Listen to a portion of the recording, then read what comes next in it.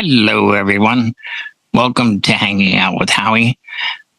Before I introduce my illustrious panel here, we must thank our sponsor, longtime sponsor, DJEventPlanner.com, and the others when this gets published to YouTube and other places. Down below will be in blue highlighted the rest of our sponsors and take you directly to their site.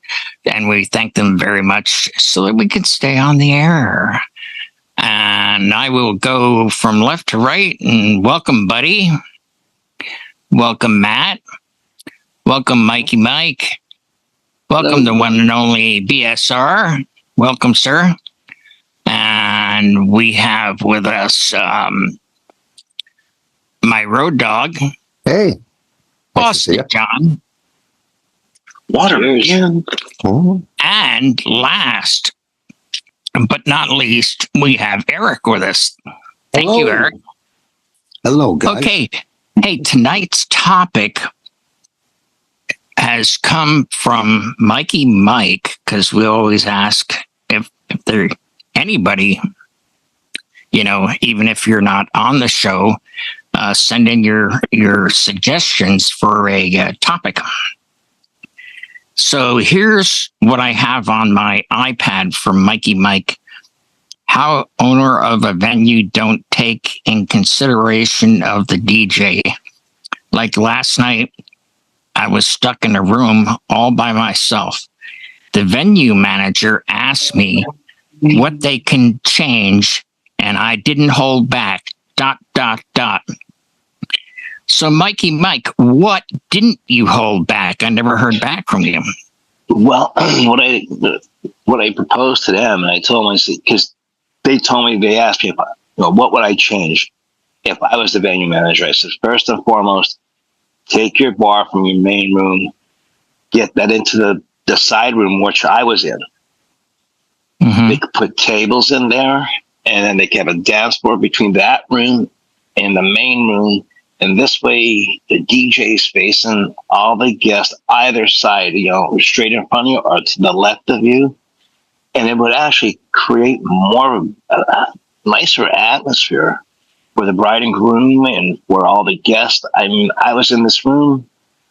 If I had 15 people come in the room to dance, that was it.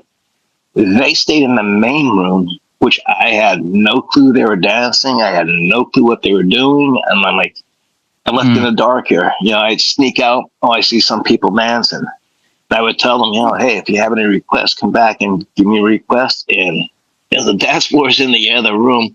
They're like, yeah, we know, but we want to be here by all the other guests, and we want to be by the bride and groom. And the bride and groom stayed in that room dancing also. All right. It was a battle all night. So it sounds like the old topic of being put in a corner. Yeah, kind of. With grandma and grandpa at a table right in front of you. And I have questions. Yeah. Did you end up in the all alone room? Because that's the way they've always done it. This is how did you end up where you ended up? How did I end up where I ended up? When I got there, the venue manager came up to me and she goes, "Oh, Mike, look at this big room we have set up for you." I'm like, okay, but all the guests are over here. She goes, "Yeah, but we put the DJs here." I'm like, all the time? Yes. I'm like, oh boy. I said, do you know this? It's not really going to attract the crowd to come over to dance. I don't care what kind of music I play. She goes, well, this is the way we have our venue set up. We keep our bar here by the guest, and we put the DJ in the other room. I'm like, okay. I mean, if the wall wasn't there, that I could see the guests. Right. You had no line of sight at all. You can't see them at all. Okay. No. That's strange. Okay. Yes. Okay, if they had me set up in the other corner of the room, then I'd be able to see out to the guest, and the music would actually flow out to the guest. Yeah. It was a terrible setup from the venue's point of view. That's, I guess, why they asked me, what would I do? What would I change to make it different? So I guess they're getting a lot of complaints from other DJs that, they're not really, they don't want to come back there or what, because it was just a terrible setup for a DJ. And the bar is mobile, it's on wheels, so you can wheel that into the other room. And it's actually going to give them more space because the tables were set right up by the bar even.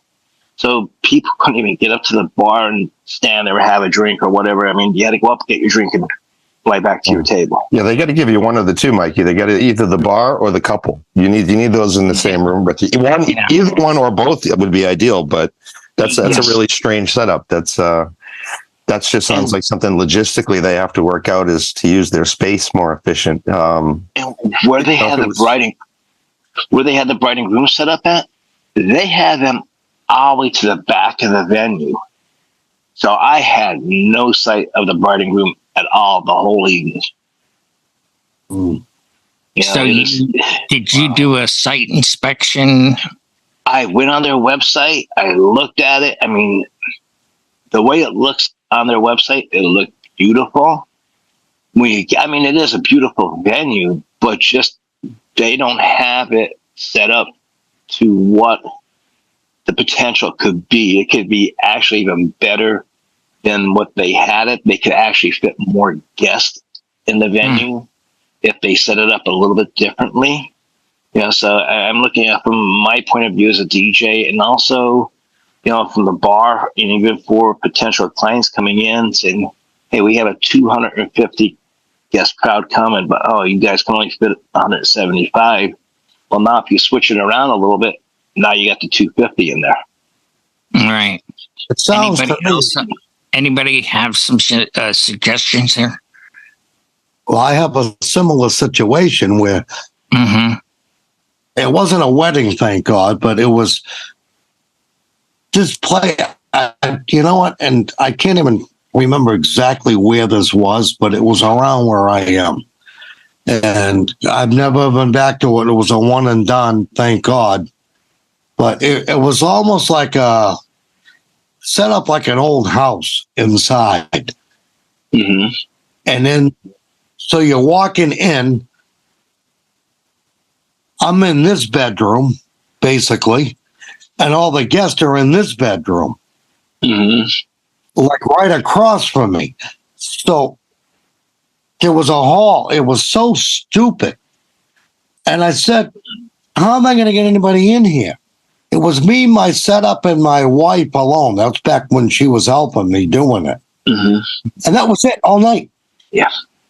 But once in a while, you'll get a couple come in, I like this, and start dancing, but it was just a crazy setup. From what you're saying, is if they had just knocked down a wall, basically, you would have been in there with them, right? Yes. I mean, even if they just chopped the one section of wall off, I could see the guest then. Or if they set me up over in the other corner, I could see the guest. But the corner they had me set up, my back was to the guest. So I mean, I've set up in L-shaped places before, and it was no problem. They just asked me, "Hey, Mike, you pick out what corner you want to set up in." I told them, I'm going to set up over in this corner, and they're like, "Well, I go for it," and it worked out better. But this venue, they said, "No, you have to set up in this corner." I'm like, "That's funny." Why? Yeah, that is so weird. But they've never seen a dividing wall that pulls out, so you can split the room and have two quiet functions, or you can just pull the wall open and now you've got the wide open space. I mean, that would be the most obvious fix, to incorporate the whole building into one event. Right. Actually, John, it was an old factory, I guess, back in maybe the 60s and 50s that they converted over, and they became friends with people who own a barn up in that area. So now between the room that I was in and the room where the guests were in were barn doors. So they would open up the barn doors. I did the announcements for the bridal party and the bride and groom, and that was it. They left the barn doors open, but there's no way I could see the guests from the angle I was at. It was such a weird, it was an L-shaped setup, but just picture yourself in the opposite corner from where you should be. Your back is to everybody. Hmm. Anybody else have any comments or even better solutions instead of, hey, I'm going to whine about this? Does anybody have a solution? I think one of the big things is partnering with the facility. Again, they're asking for feedback, and you're giving them honest feedback, and maybe saying, go a little further and going, you know what, Mrs. Owner or Mr. Owner, are you available on such date? And maybe go there and talk to them, or at least Zoom or phone call or something, and say, I want to talk to you more about this because I really like the venue. I love what you're doing, but I feel the flow is not correct. And again, ultimately it's your venue, but if you want my input as a DJ, as someone who deals with other venues, and you want to have that extra, oomph to it, that has that nice flow to it, and it has people understand what's going on, that's one of the feedbacks you want to have. Because the last thing you want is to see the guests for your event be confused about what room's going on where. Where's the bathroom? Yes. Where's this? Where's that? If they don't understand flow of what's happening, the bar over there, the DJ's way over there, dance floor is, 4 doors down to the left, whatever it is, it may not feel right to those people, and they get confused, and they're like, well, I don't want to feel like I'm playing, Tetris here, or I'm playing a game. I'm gonna go ahead and go. And people leave early, and that event, be it a wedding, be it a birthday party, be it whatever it is going to end early. And the person who's hosting it, either a couple or parents or whatever, they're going to be like, yeah, it didn't feel good. It didn't feel right. And it looks bad upon the facility. So again, if you have a relationship with the facility and reach out to facility owners and the management and say, hey, I really want to help you on this. And I really feel that, here's some input I would see and I would do, and give it that positive, influence, but also ultimately it's up to them if they want to do it or not. You don't own the facility. Us as DJs go to a lot of different places, and we see a lot of different things. Sometimes, you could say something to management, say, hey, you know what, I wouldn't do this, or hey, this is a bad spot for us. But again, I've shared with you guys here in the chill room before of situations I've been put in, and we've all been put in those situations that, the tables are 50 tables in front of you to the dance floor, or you're put in a corner. Yeah. We always do that to all the DJs. Doesn't make it right. It also boils down to giving feedback back to them. And the one lucky thing I have is also having Tracy, and she can advocate that as well. So again, when I'm saying, hey, you know what, I don't think this is right, but she can actually sit down, and when we're doing stuff, I'm doing music, she has a little bit of time. She can actually talk to management and say, hey, you know what, maybe next time can we go over here, or maybe, hey, can we move over to this area in the beginning? So that's one of the other things as well. It's communication is always important, but being respectful to the owners and management of the place, because you don't want to alienate them. You don't want to say, hey, you're doing bad. It's like, hey, I would do this. Show them how to do right. Don't tell them how they're doing wrong. And ask them why. No one mentioned that as to why is the DJ put in that other room? Does every DJ that comes in there have 21-inch subs and 15 tops? And they say, well, let's put them in this other room that we can close the door so we can have a conversation in this room. Ask them what the planning was for that. Like, why did they end up the way they did?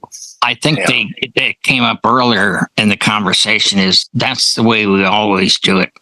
Yes, which is very DJ.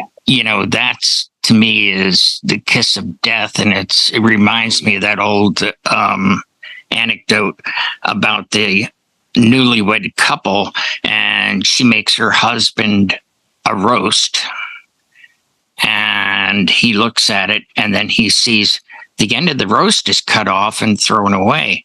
And he said, why did you cut the end off? She said, well, that's how my mother always did it. Well, come Thanksgiving, the mother's there. He goes, so the husband goes over and says, love your recipe for the roast beef, but why'd you cut the end off? Well, that's how my mom always did it. Christmas time, grandma's there. Hey, Grandma, I just wanted to know, the roast beef is fabulous, but why did you cut the end off? And she said, well, back in the day, we were so poor, we only had one pan, and I had to cut that end off to fit the roast in the pan. So There you go. Once you get the backstory, then it all comes together. Exactly. Yes. So let me go to the voice of reason here. Brian, what do you think? Some venues are well thought out, some aren't. We can get involved in the planning process with the client, look at floor plans, all that stuff, if they're open to it. Some are not always open to it. That's true. They've already got somebody who's gone in there and done some of that stuff, or they say they have, or well, you can only do so much. I mean, this isn't exactly what the topic is, but I think that sometimes when we are trying to put together a floor plan for events, we're trying to put together something that is going to work well for dancing. And I'll argue that not every event you need dancing. So maybe it's that kind of place, hey, if we want a dance party, maybe this is the place we go to. Yeah. Whereas if we want a listening party, maybe this place works for us. I did one last weekend that, dance. They were listening to country. That's what they wanted to do. Yeah. And they were very happy to listen to country at a moderate volume. I mean, there was room for dancing. The lights were there. We were ready to go, but that's just not who the audience was. So I don't know. I always would think, if I were ever going to design a facility, I would make it all in one space. I would put the bar in there. I would put the dance floor in there. I would put the DJ in there. I wouldn't give anybody an excuse to go anywhere. I would make everything happen in the same room. So you can't kind of, leave the party almost and do another activity. I used to be very disappointed when I would go into a banquet facility and they'd put the bar in a different room because then people just end up in the bar sometimes and it's hard to get them out. Exactly. There's only so much a person can do. There's only so much we can do as DJs. Like I said, we can offer to help. We can offer suggestions, but some places just by design are not going to work well for what we may want to do, what the client may want to do. On the other hand, maybe sometimes it's just fine. It's certainly not our fault. That makes sense because Mikey Mike had mentioned that this was an old factory, and it's like, taking out that wall, that could be a load-bearing wall. It's kind of like it is what it is. And somebody said, hey, let's make this into a wedding facility when we used to make shoes here or some crap like that. There's nothing you can do. Yeah. But as far as just my opinion and how I've done it, is that I'm always respectful of, with the owners or whoever's running the show, and they put me in a corner and I got 4 tables in front of me. I use my, my wireless system, and I will take my speakers and put them on either side of the sweetheart table or whatever, banquet table, whatever they have. And then I'll use my body packs that I have. Brian turned me on to the mics, JTS. And I wound up buying another one. So I have 2 wireless mics. But you can also get the body packs where you can have that little thing. Well, I made my own cable, and you can actually plug that into your mixer, which is what I do. And then you want me in the corner, I don't care. I'm not the star. I'm cool being in the corner, just like Brian's upstairs at that place, that nightclub. It's kind of cool to not get bothered. People would have to go out of their way to bug me for, for a request or something like that. And I just do the speakers wirelessly. But I still have a view of the dance floor, unlike what happened to you. Yes. So, Matt, we haven't heard from you, Matt. What do you got? So I think the big thing, and John touched on it earlier with asking the question of why do it this way, and it all comes down to that conversation of understanding, really. And that doesn't always mean that the solution is going to be ideal. Maybe at the end of that, they're still going to say let's do it the way that we've always done it.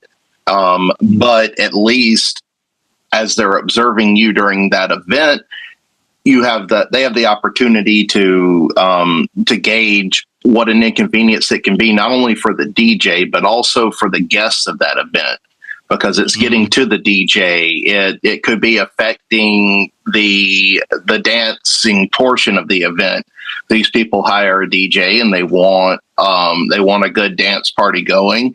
Well, Mike can only facilitate that so much from the other room at a certain level of engagement from being in that other room. So I think those explanations and understanding, not just Mike understanding why they would do it the way that they're doing it, but also why they would understand why a DJ would want to be in the room where the dancing is taking place, where a majority of the guests are, is very it's good for cooperation, understanding, and may lead to compromise in the future for them to try other ideas. Yeah, good point, man. Good point. Yeah, but I got a point too, though. Your bride, right, Mike, must have known the situation before they went into this, right?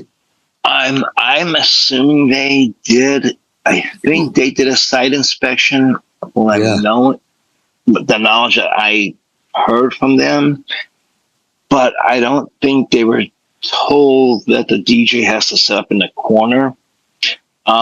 First of all, the room was all brick, so I mean it was just echoing everywhere. And at the end, I did. Like I said, I did talk to the management of the venue.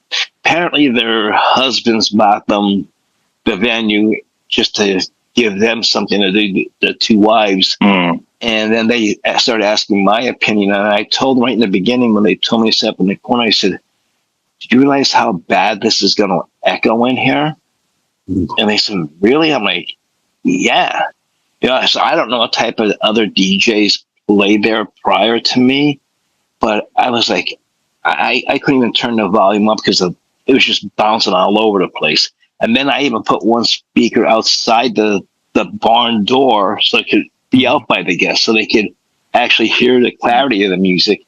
Then, like I said, they were dancing out there and they were dancing in between the tables. And you had people trying to get up to go get something from the bar, trying to get up to go to the bathroom. You had people dancing there. So it was like, it was just a cluster of people jammed in one area. This was a wedding, correct? Yes. How the hell do you coordinate the first dance and all that without even able to see it? Yes. Well, when I did the introductions, and I made the announcement at this time, Blaze and Kayla are going to do their first dance as husband and wife together in public. And they started off in the room with all the guests, and they floated back into the room where I was. And the photographer came in. I mean, he was able to get great shots of them because they were the only two people. Yes, nobody in the room. All out of sight from every angle. Yeah. And he told me, "Man," he said, "I love your amber lighting." He said, "This is great." He said, "These pictures are going to come out beautiful." I said, "Yeah, nobody that's in the background. You just have the amber lighting. That's it." You did these in a studio? Yeah. Wish. Yeah. Wow. I feel for you because the gig I did was not a wedding, thank God. But I couldn't imagine doing a wedding in the situation you were in or the room I was in. There's no way I could have done it.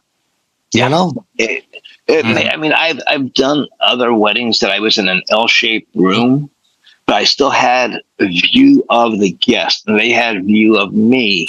Right. This was, there's a barn door. The barn door is open, but you couldn't see the horses or the cattle inside that area, Yeah. I guess so. I mean, this is an unusual situation. We've all been put in the corner.